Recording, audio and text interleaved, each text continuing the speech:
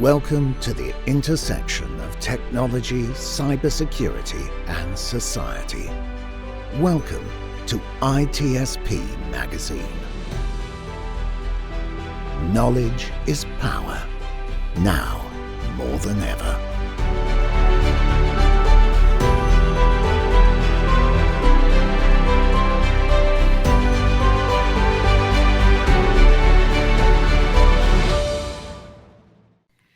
Marco.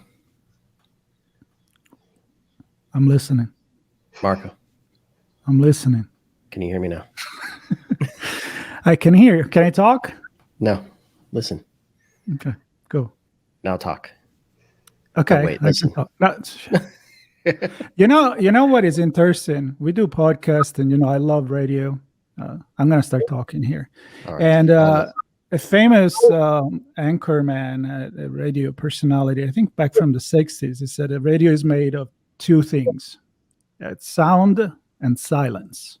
And he meant that sometimes you have to just shut up and listen and create those pauses so that people can listen and in between the music. So why are we talking about this? Because we have a guest.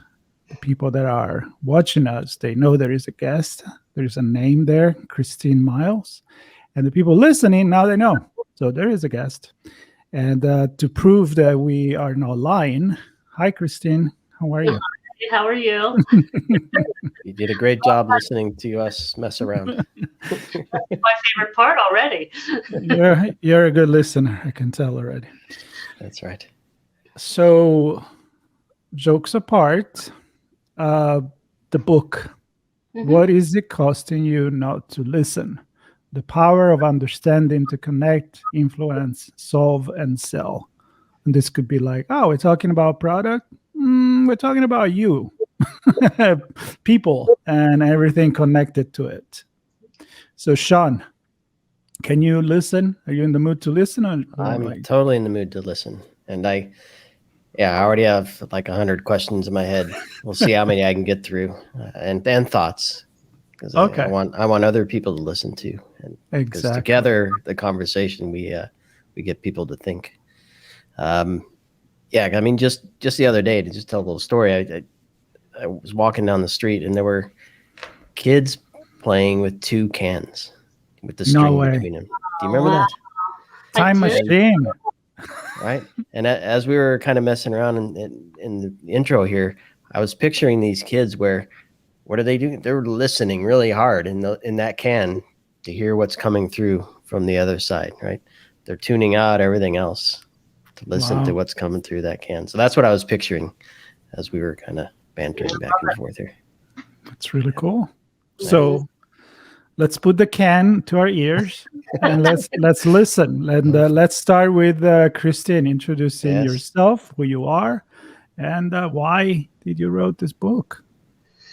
Yeah, well, as you said, I am here. I do exist for the audio folks. So I'm Christine Miles. I'm from Hershey, Pennsylvania, for anybody knows Chocolate Town, USA.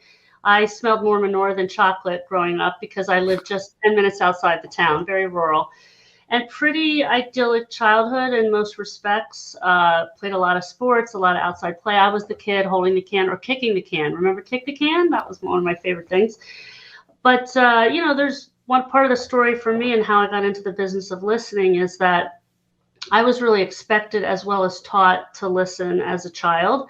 I can remember as early as 5, my first conscious or awareness listening moment, largely due to my mother who, while she was very warm and loving and many wonderful things, she suffered from mental illness stemming from the loss of her mother. From childbirth. So there was a very dichotomous spirit, this beautiful woman who lit up the room and was exuberant and an amazing listener, by the way, but also felt very unseen and a lot of pain. So my job was really to understand the pain below the surface, that we're all faking it to some degree. We all have that story. Hers was pretty profound. And so, I learned this skill very young, and it became evident as early as high school that I was overachieving in anything I was successful in. because I had the ability to understand things that were beyond my years and scope, and in a way that most people didn't, through listening. So all my career, my athletic career, my academic career, my professional career, any success I've had, it's been the single thread. As I've worked in businesses for the last 3 decades, it's also why I've seen leaders fail, projects fail, businesses fail, marriages fail, because people feel they're not listened to, and it's death by 1,000 cuts. It's not a gaping wound. You don't just go in and injure somebody really fast when you don't listen, but it adds up pretty quickly. And so that's the problem that I set out to solve in the business that I developed, and the book, to really create more awareness so that we can create a movement where listening is regarded really as the most powerful form of communication. And we spend time and resource on educating not only adults, but kids. That's really what drives me, is to scale how aware people are that this is a need. So I'm going to ask this question to kind of kick things off, because I'm going to assume that we have to change the way we think about listening, maybe even our definition of listening. So actually, I'm going to stop my question, and I'm going to ask you, what is the definition of listening? Because maybe that's necessary to kick this off. Well, I love that you're starting there. Most people don't, so thank you. Yeah, so there's a couple things. I think because we're told to listen and not taught, we don't really have a paradigm of what it's supposed to look like. So there's going to be a lot of different answers to that, and I can kind of bucket it.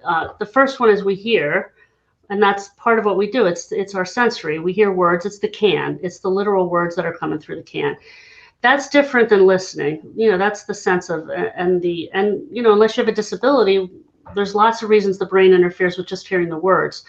But listening is the skill part. How do you develop the skills to not only hear the words and increase the number of words you hear, but also to understand the meaning? So when people think about listening, most of what they know is something called active listening, which is how do you attend to the person that's talking? That's been the gold standard. I think it's underachieving. I think that's a low bar, is let me show you I'm paying attention to you. And while you'll get more out of the conversation if you do pay attention, it's really hard to do that, because it's what to do but not how to do it. And the greatest enemy of listening is our brains. So when our brain is in overdrive, which is most of the time these days, it's really hard to listen in the absence of the skill, or even hear for that matter. We don't hear much of what's said anyway. Well, I'm glad you pointed out that I can barely, if at all, get to that low bar, let alone what we're going to get to here, I'm sure. No, so thanks for setting that stage. Now I'll ask where I was going to go before, which is oftentimes I feel anyway, when we're talking about something cerebral like this, where there's a natural process of doing something, and then we have to shift our mind to not just let that happen, but do something else along with it. So we might understand and listen a little bit, but then to do it in a way that accomplishes something different or better means you have to think while also hearing and listening, in my mind. That's kind of how I kind of put this all together. So how do we get to a point where, and obviously we're getting into how you do some of this as we cover in the book. So, but to set the stage for people listening to this, as you describe what you're going to do, how can we listen to you differently now, thinking differently while we're listening, to really absorb what you're about to tell us? Well, so the answer is you're not going to, and that's okay. So look for the key takeaway, right? And so whatever that is, and it's what you described is what most people are thinking, like, how do I do this? If they actually put conscious thought to it, and it's quite overwhelming. Because we're all failing to some degree. Some of us are better listeners than others, but because we don't have any education around it, and when we do, it's usually very minor. I mean, I have a master's level in psychology, and I have a certificate from a world-renowned facility for structural or systems therapy, and I had 0 listening classes. 0. Ivy League education, all of it. That's not an uncommon scenario. And so how do we do that? Well, we need to understand that there's what the enemies are, and then we need to put some tools in place so the brain doesn't have to do the work. We have to relax our brain, not over-engage our brain, believe it or not. And when we have the right tools, that happens. I believe hard things should be simple, not necessarily easy, because you have to create some neural pathways to make this happen, but it shouldn't be complicated, if you will. So you used the word story earlier. I'm going to tell you a quick story about the cans. And we know that we learn through stories. We also listen with stories. And Marco, you're in, the Los Angeles area. So, the same thing, right? How are we listening to stories? So the story of how you come to transformational listening that I developed, because I have a pretty simple mind, is, if you were backpacking or hiking in the woods, you would not dare for 2 or 3 weeks to go in the woods without any supplies or tools in your backpack. And we go in the conversational woods every day with being completely unprepared. So imagine you're on the trail and there's 6 foundational tools that get you safely from one side of the path to the other and to find the meaning or the insight. And those tools very easily go in your backpack. And when you allow your brain to relax, which the tools help with, the insight finds you rather than you having to overthink it. Is that the map behind you? It is. Is that the woods? Is the listening path? I was looking at that. I know. So let me ask you this: so you go to storytelling, and all of a sudden I'm listening because I love storytelling. And I think that in order for us to do this job, or whatever other job we've done in the past, we need to listen. I can't just have a list of 10 questions that I'm just gonna. When I hear a pause, I'm just going to ask you something. Although I know that there are people do that, but I just have one question I ask the same time 10 times over. But the point is what you were saying. You need to be prepared. But my question is also which is we can all improve at something. Mm-hmm. Some it's kind of a natural at it. Mm-hmm. It can still improve. So there's people that are good at telling story. I'm reading the biography of Walt Disney right now. So talking about telling story, but you can always improve. And listening, though, it's never really talk much. That's why I was intrigued by having this conversation. They're always teaching how to tell, not really how to listen. But is it some people that have something in their personality, growing up with a certain family, certain condition that put them variables, that put them in a better spot of being better listener?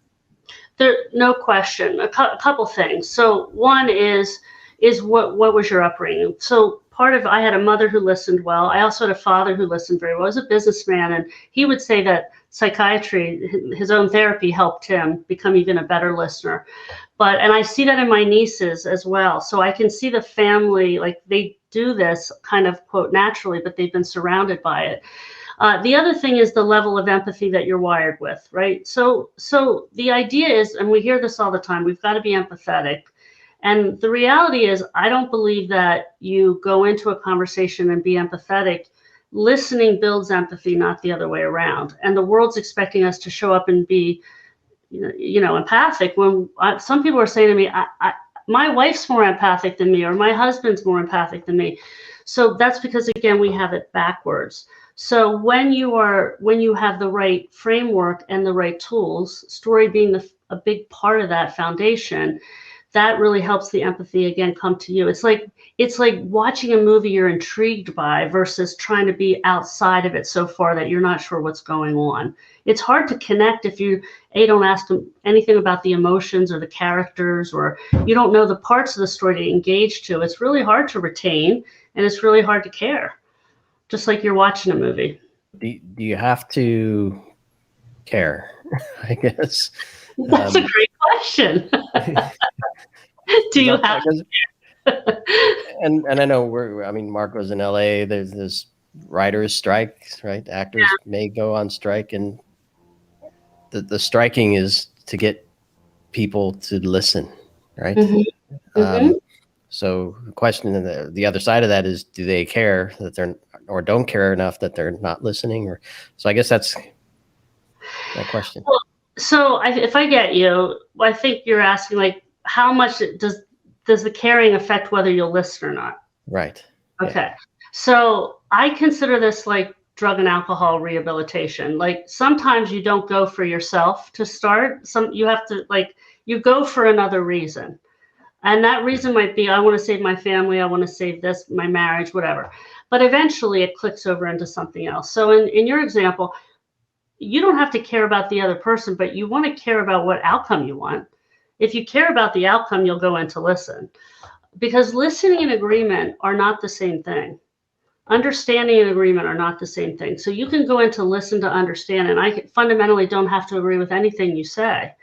And that's the hard part for people, because the argumentative part of ourselves, the right wrong brain goes, listening and being right are the same, and that's not the case. So that's part of what gets decoupled here. What do I want to accomplish? What am I looking to get done?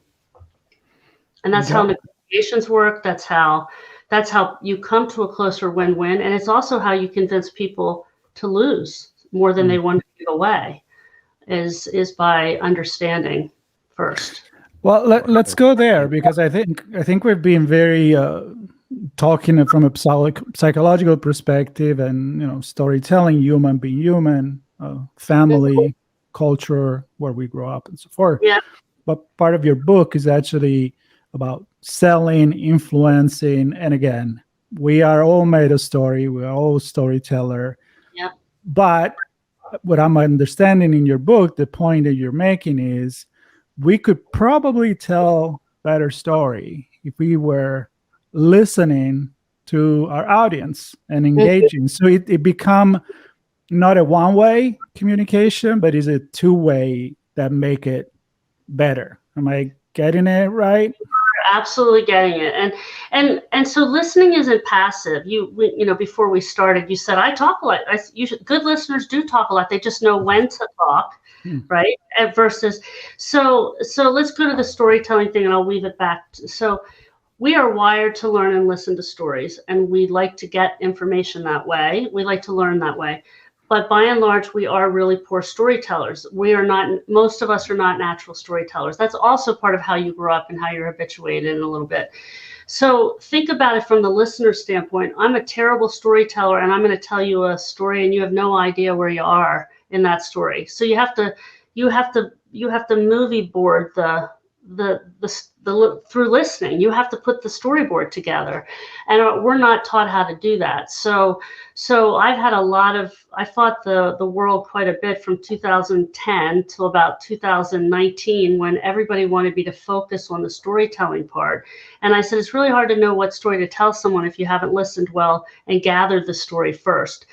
If you know what story was going to resonate, if you understand, then you know how to shape and tell a better story. It also helps you sort out, again, so you make other people a better storyteller when you listen well. That's what you're talking about. I don't use the same 10 questions. I ask a question, see where they are in the story, and then I ask another question. And that's a much more sophisticated way to go about it that most people haven't been taught to do, which is why interviewers and journalists like yourselves are the notoriously better listeners than most, at least in the construct of this environment. I won't judge you outside of this environment, so to speak. Well, that's an interesting point, because I think we all live different lives at different moments in time, right? We engage with different people for different reasons, perhaps for different outcomes, right? Family, work, friends, doctors, and each one kind of shapes maybe how we listen. And I'm wondering how do we, I don't know if I know how to ask the question, but how do we get to a point where we know the situation we're in? Because like for me, depending on what the situation is, I might see 3 steps ahead of where I think the person's about to go, and I'm already there, and they may never end up there, right? Right. The story fizzles out, or or they went to a different path, but I'm there and that's what I'm listening for already, as just one You're example. shaping the story a bit, right? Yeah. Yeah. So, and it depends on the situation. If I'm aware of the topic or engaged in a certain way with the person, it changes slightly. So how do we recognize that, or do we need to recognize that? How do we deal with those situations? I guess is probably a better way to. Well, I think it's another good point. So you mentioned relationships and you mentioned business, and businesses are relationships. So they're the same and different. But, you know, the closer we are to something, the less curious about it we are. So when we're in a relationship, whether it's children, marriages, whatever, the more we know somebody, the less we tend to listen or ask in many ways, because we're familiar with the person. So we get less curious. The same is true in business, right? The more knowledge and experience we have, the more we try to problem solve and rush to a new point where we want them to go rather than where they're starting. So how do you do that? You go back to the story aspect of things. And the first tool I'll take you back. The problem is, what is it costing you not to listen? Because you can't solve a problem you don't know you have. And most people don't know they have that problem, even if somebody said to them, you don't listen well. The solution is the listening path, and that's the path to understanding. And the first tool in that path is what you mentioned, which is behind me, which is the path, the map. If you don't know where you are on the map, where do you go next, right? And to use your movie analogy, most people, when they tell a story, start in the middle, not at the beginning. So they confuse the listener right off the bat. Most people start with the problem, the struggle, anything that has, that's the red herring, and because that's what they think it is. And we start from that position if it's the beginning of the movie, when in fact we're dead in the middle most of the time. And so when we learn how to know where we are on the map, and then our next, one of our next tools helps with that. When we get the beginning of the movie, the beginning of the story, and we're on the map at the beginning with the person talking, we help them become a better storyteller. And then we start guiding them so that we can move them where they need to go to get to the insight. So let's say that you're on that path, and as you say, you need to know where you are. Mm-hmm. But let's say that you really are at the beginning of telling a brand story. You're building your own brand. May that be your personal brand or the company brand, which, it's all potentially based on emotion. You want to tell who you are, why you do something, and you suck at storytelling. So you call the pro, and you're like, I need to tell a story. This is what we do. It's dry. Let's build a story. So if someone, or even in an everyday relationship, everyday life, is really not good at talking, where does this path begin for them? A few tips on, first of all, realizing that maybe you're not a good storyteller at all, or a good listener at all, which I think it goes together. Yeah. And so how you do realize that, and what can you do to start improving your situation and your outcome and not losing? Well, when you're building your own story, you're listening to yourself. That's the ironic part, is that, I love that. Yeah. You're gathering your own story, which is why I've been fighting the world and saying we've got to gather before we tell. Because if I don't know myself, right, I also start. Most people start. We do help with this. We're with a customer next week where we're helping 37 leaders build their why they do what they do story, and what it's a purpose-driven thing to engage their employees. So you have to know where you are on the path.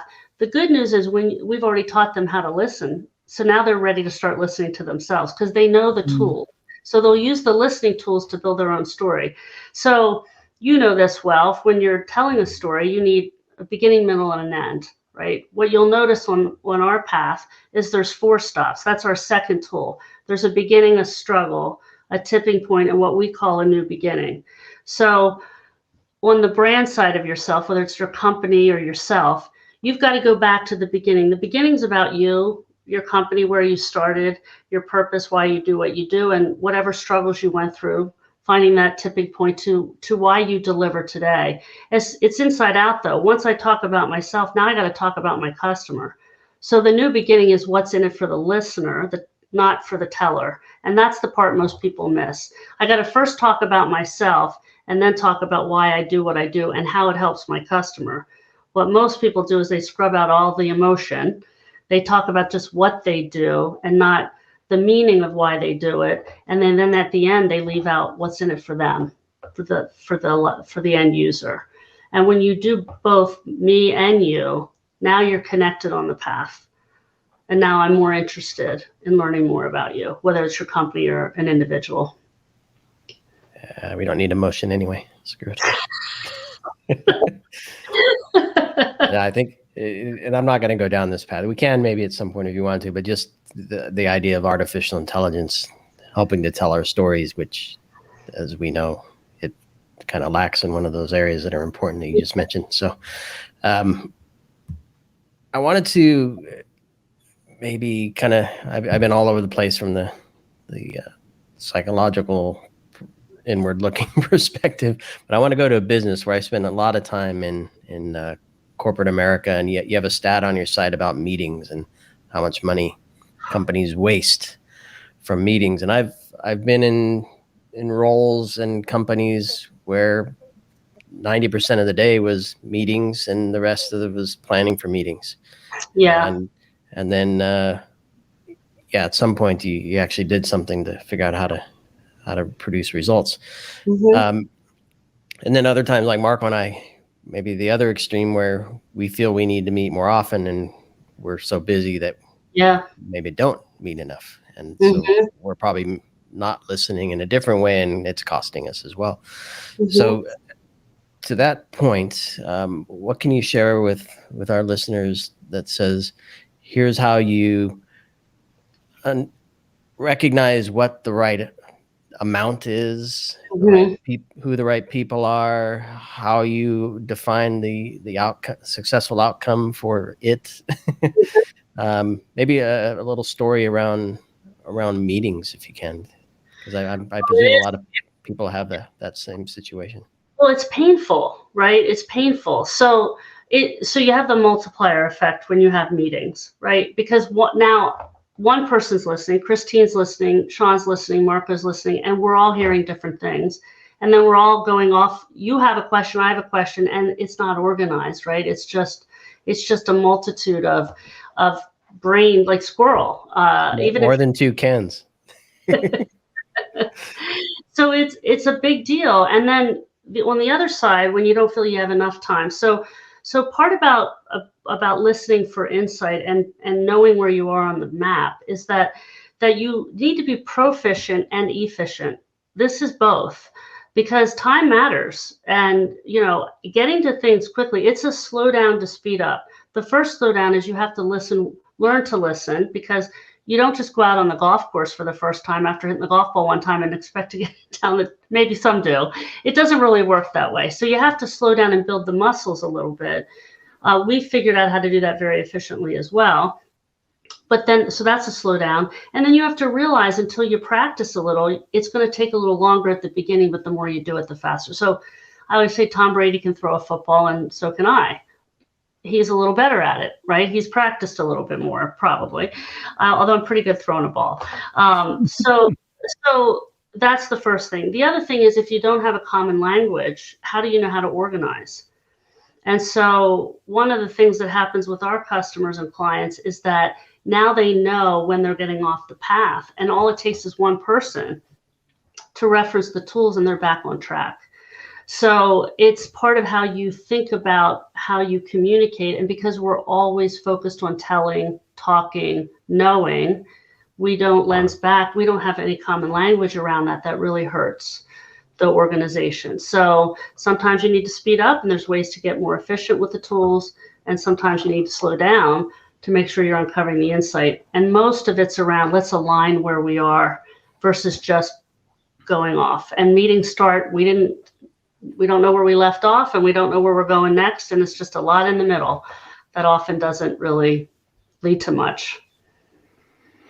Okay, so we started with the personal internal storytelling, right? I love when you said if you don't know your story, what the hell are you going to say? So if I don't have a goal, if I don't have an objective, why am I telling this story? And who's my audience, of course.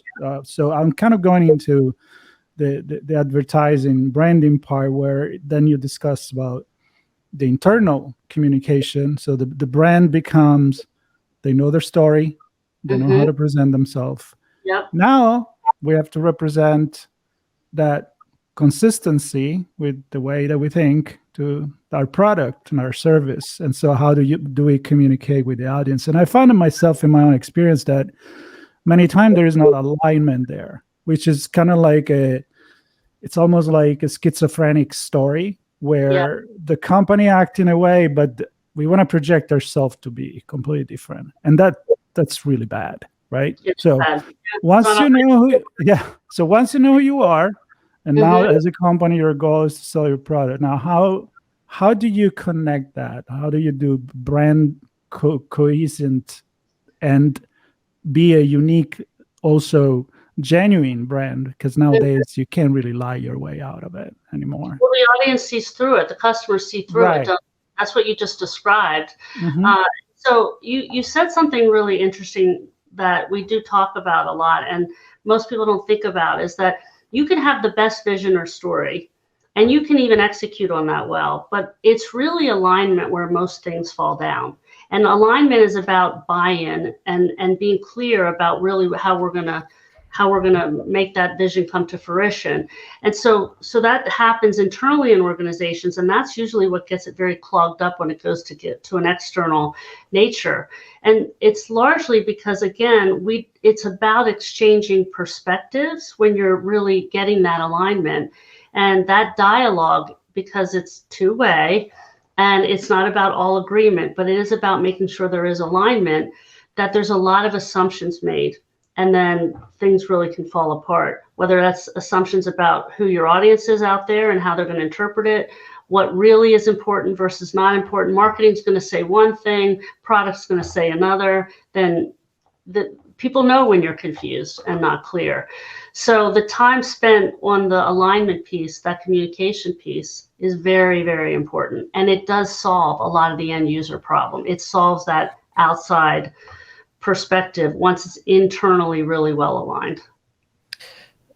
So what I'm hearing, of course, this supports your business model, I presume, but I mean, it's one thing to recognize this for yourself, and let's say I'm the executive of an organization, and so I really focus on listening and understanding my story and defining the outcome and have a nice path to that.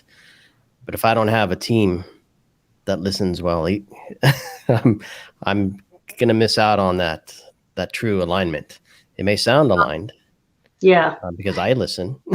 Right. I've learned it, but perhaps if I do listen and my team is not trained to be good listeners, then perhaps I will recognize that I don't have alignment. But so I guess my point is, it can't just be one. It has to be most or all. Well, let me tell you where that came from for me too. So I've always done this work in some aspect of my business from when I started very, very young in my career, when I was a therapist, and I worked in organizational development work for an employee assistance program for a number of years. And then I started my own executive coaching business.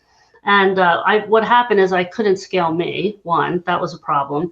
And two, I got really tired of having the same conversations over and over again, because it didn't matter who I was talking to. Most of the problems was around what people misunderstood. And I just helped unwind the misunderstandings with collaboratively a lot. And so I'm like, this is crazy. There's got to be a better way to intervene. I can continue to make a decent living doing this, but I'm band-aiding things rather than dealing with the root cause. And the root cause is, and this is for everyone, most of us think we're better listeners than we actually are. Harvard Business Review did research on this. It's like driving. If I said, how good are you? Most people are going to think they're better than they actually are.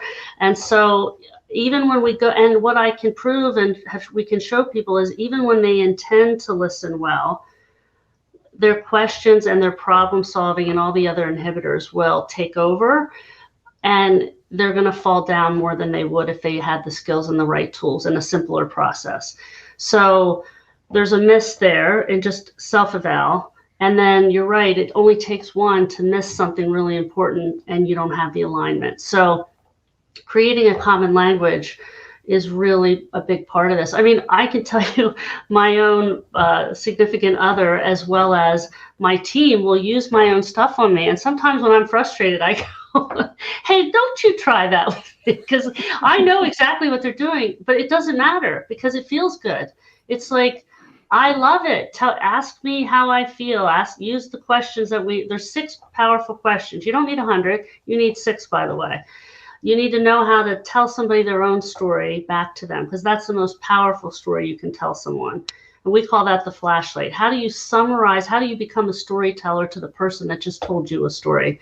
You summarize and shine a light on what they said, and you will have an amazing connection with that person. And it doesn't matter if you agree, because you get me, is a different way of feeling. So these are the things that excite people. We're developing, we do this with our clients, our corporate clients. We have a game that teaches this through, it's a board game. Imagine the old style, Monopoly, so to speak.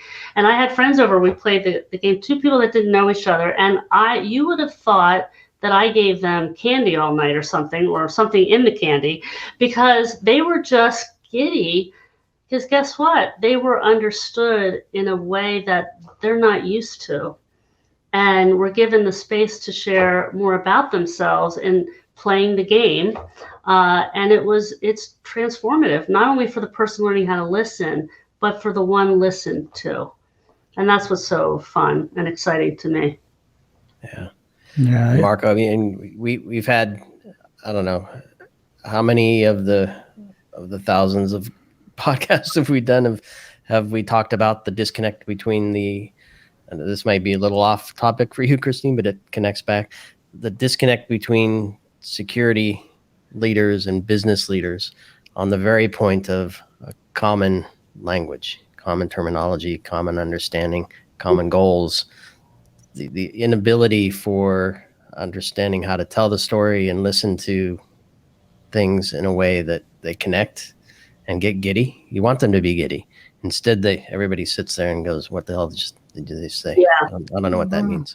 Yeah, well, especially because most of this conversation were in the realm of cybersecurity, which has always been really damn boring. I mean, I need coffee sometimes, but the conversation has been switching a lot when it wasn't technical anymore. And I think we have a lot to do with it in the conversation we had, where like, you guys need to tell stories. Your brand is not just a box with the next update on the software. This is what's the problem you solve, what's the emotion that you trigger, and all of that. So, but it's beautiful because people now, we hear about storytelling. Any conference you go, they bring people from, an athlete or somebody in the movie industry or somebody that is a comedian, and it's like, what has that to do with cybersecurity? Well, it's going to help to tell the story. So I think, we're kind of knowing each other a little bit more, even when we look at AI and other things that we think that can produce a story for us, but doesn't. And I'm not going to go there. What I'm going to do, I'm going to close this conversation, because otherwise we're going to go forever. I'm going to remind the people that What Is It Costing You Not to Listen is the title of the book.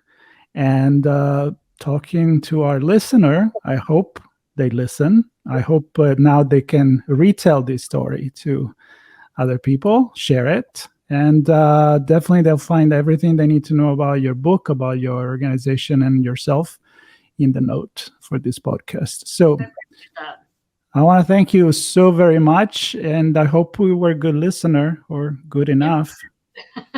Did we pass? Did we pass the test? More than passed. You more than passed. I could tell you exactly what you did well if you want, but there's probably not enough time for that. If you want that deep. Go with the longer list of where I didn't. We have time for that. Well, we can have people put the comment and That's right. and Let guess. everybody else we judge do, me right. and Marco. Yeah, that'd be great. Looking forward to that. I'll listen to all that feedback. No, this has been amazing. Thanks for enlightening me even more than I thought I would be today. And looking forward to reading the book. Thank you very much. I appreciate you having me on. Pleasure. All right. Bye-bye. Bye-bye. We hope you enjoyed this conversation. If you learned something new and this story made you think, then share ITSP Magazine with your friends, family, and colleagues. If you represent a company and wish to associate your brand with our conversations, sponsor one or more of our columns. We hope you will come back for more stories and follow us on our journey. You can always find us at the intersection of technology, cybersecurity, and society.